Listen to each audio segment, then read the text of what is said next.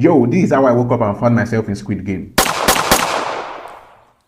Firstly, I grabbed my green screen and did an Oscar-worthy performance. Nollywood, Hollywood, you got some gig for me? I'm down.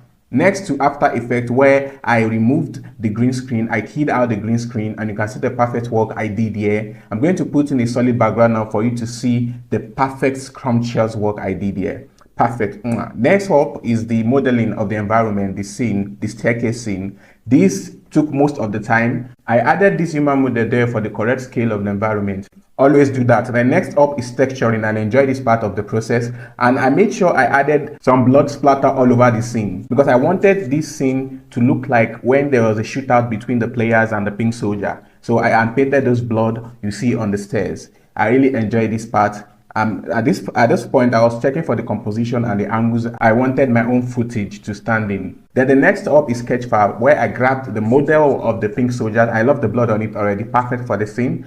And shout out to Proteanic25 for making this a free model. That is why I love the 3D community. Also, I downloaded this player model from Sketchfab, and I would have made these two characters myself, but I spent all my time on the environment already. I just had to be lazy and get some free models. And shout out to Bossy Panda for making this also free. Please subscribe, follow, like, comment, and share.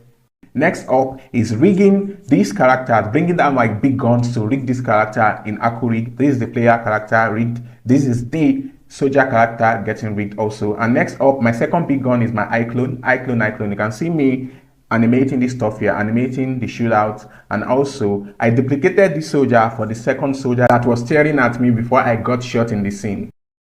So this is the second soldier here looking up at me. I already planned all this in my head. I have the storyboard in my head and I know how everything's going to turn out, the composition and everything. You got me. Then I imported them into Blender straight up and placed them to the strategic places I want them to be, because so you guys can see them behind me. Since they are not close up to the camera, I could cheat that way.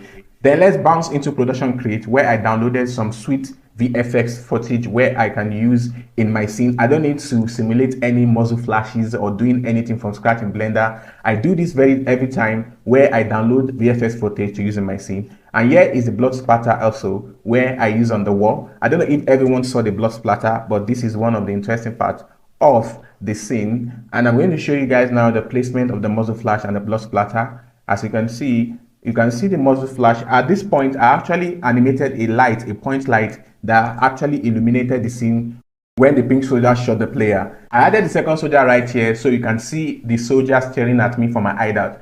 Then I added this particular structure here, so it's going to sell the idea like I'm also there in that scene. Then this last part where I got shot is literally just a gun. There's nobody